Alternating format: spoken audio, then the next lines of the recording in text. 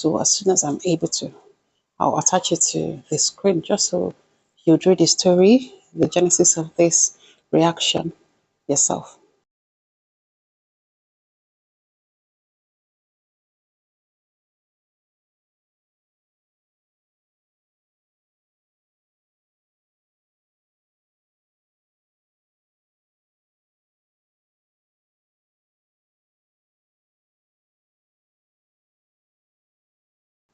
But basically, one of the responses that caught my attention, and it caught my attention because it's usually the defense line of a lot of women, especially first wives. Yeah.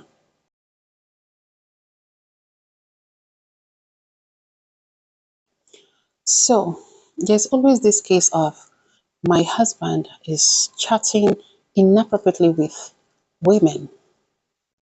And then, these men, a lot of them are liars and they don't have the fear of God.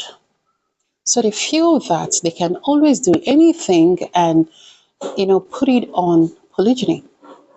You understand? So, and it works a lot of times because the African culture even allows this anyways. And maybe, let me just say, the culture around the world is highly patriarchal, right? So a lot of them milk that opportunity to misbehave, even if it's against the rulings and what's it called, the boundaries set, the limits set by Allah. Very many times, in very many cases, when these men are caught acting carelessly on social media, there is always this thing of polygyny is halal, these that some even take that very low rated and weak defense line of it's just online, it's not physical. I never knew that the limitations Allah set is for only physical. I didn't know that there is a go ahead, a pass to be loose online and then prim and proper offline. But a lot of men will now be the ones to remind you of what does not exist. That, oh, it's just online, as if that is excusable. That's not why we're here, right? Because I'm a sisters before misters kind of girl. And that's why when I see sisters doing things that are not, they quick come for us, you understand? So this particular sister opined that don't go overboard, don't cross the line with women who are not yet your wives. And then I think there was another thing of, but when your husband, who is now looking out there, started the journey with you on that same level, using the same method, it was cool, it was romantic, it was right? Now it's time for him to probably take another wife or just flirt. Like most of them would end up just doing flirts, no marriage. Now you're complaining as a first wife. And then this sister said, yes, she did all of that because there was no woman in his house. But right now there is a woman in his house. And so they need to respect the fact that she is in his house. And I'm amazed and amused because, excuse you, if you too could not respect, what now? If you too could not fear Allah enough to had followed the limit He set, why then do you think He is going to fear you now to follow your own limits? I'm talking to us too, all of us, but especially us first wives. When it was your own time, all the rules, all the limits Allah set, cha, cha, cha, cha, cha, you slashed it with machetes.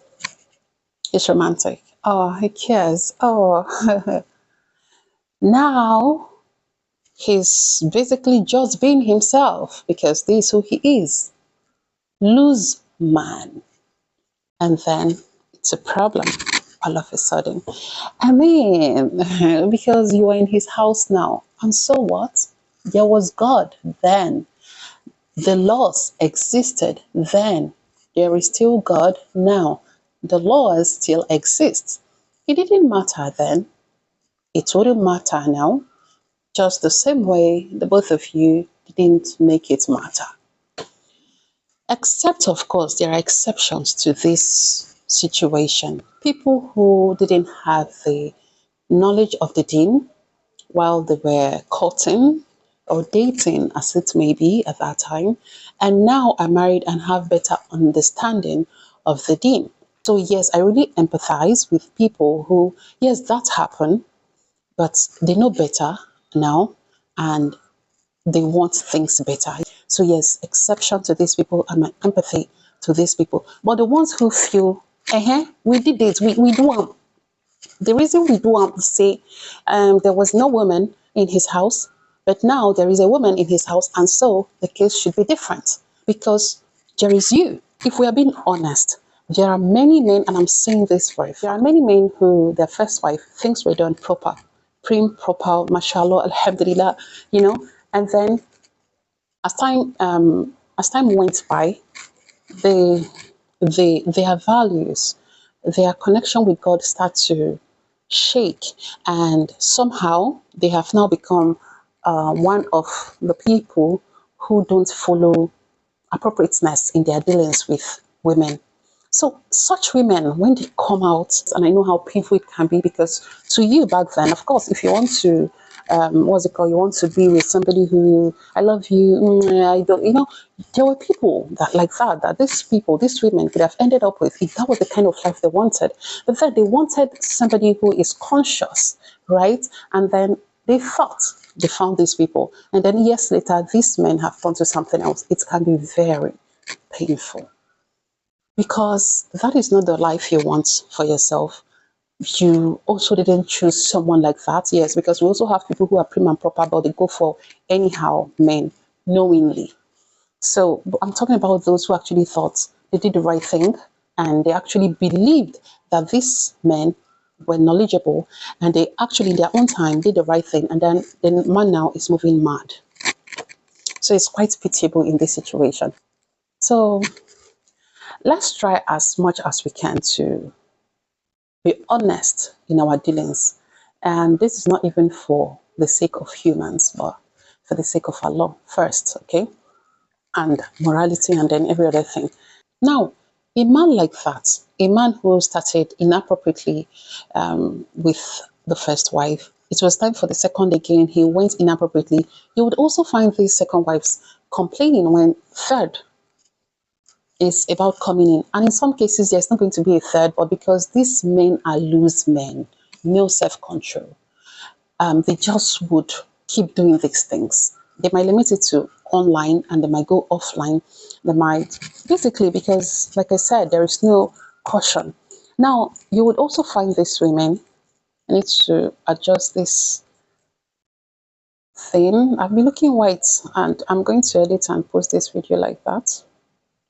So usually when it's also time for this men to take a third wife, you would also see the second complaining that, oh, the way you're chatting with this person is inappropriate. You're looking at women, you're liking their pictures, you're DMing them, the kind of words you use with them is inappropriate, blah, blah, blah.